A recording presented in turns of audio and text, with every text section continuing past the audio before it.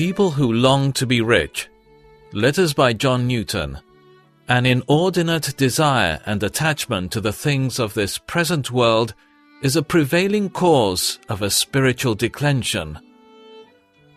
Unless this evil principle is mortified in its root by the doctrine of the cross, it will in time prevail over the most splendid profession. That love of the world which is inconsistent with a true love of God manifests itself in two different ways, as men by temper and habit are differently inclined. The first is covetousness, or greediness for gain. This was the ruin of Judas, and probably the cause of the defection of Demas. By the honourable mention made of him in some of Paul's epistles, Demas seems to have had much of Paul's confidence and esteem for a season. Yet at length his covetous passion prevailed, and the last account we have of him from the apostle is, "Demas has deserted me, because he loved this present world."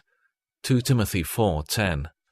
Again, there are people not chargeable with the love of money for its own sake, for they rather squander it than hoard it, yet they are equally under the influence of a worldly spirit.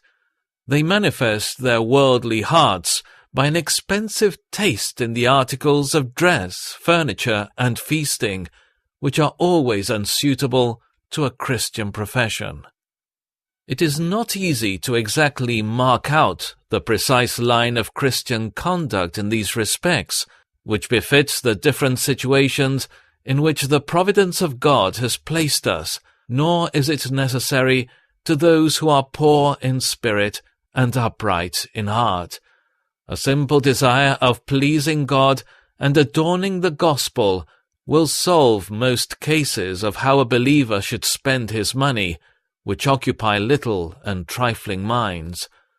The inclination of our heart will always direct and regulate our voluntary expenses. Those who love the Lord and whose spirits are lively in his service will avoid both stinginess and selfish extravagance.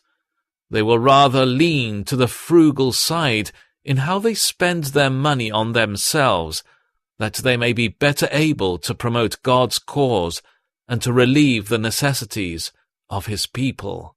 Misers who can be content with a mere form of religion will hoard all they can save in order to gratify their avarice. Others will spend all they can spare to gratify their vanity or their worldly appetites. It is not easy to determine which of these evils is the greatest. Perhaps of the two, the miser is least accessible to conviction, and consequently the most difficult to be reclaimed. But a desire for extravagance and indulgence, if persisted in, will gradually lead to such compliances with the spirit and maxims of the world as will certainly weaken, if not wholly suppress, the exercise of vital godliness. In whatever degree the love of the world prevails, the health of the soul will proportionately decline. People who long to be rich fall into temptation and are trapped by many foolish and harmful desires that plunge them into ruin and destruction. For the love of money is at the root of all kinds of evil, and some people craving money have wandered from the faith and pierced themselves with many sorrows. 1 Timothy 6:9-10.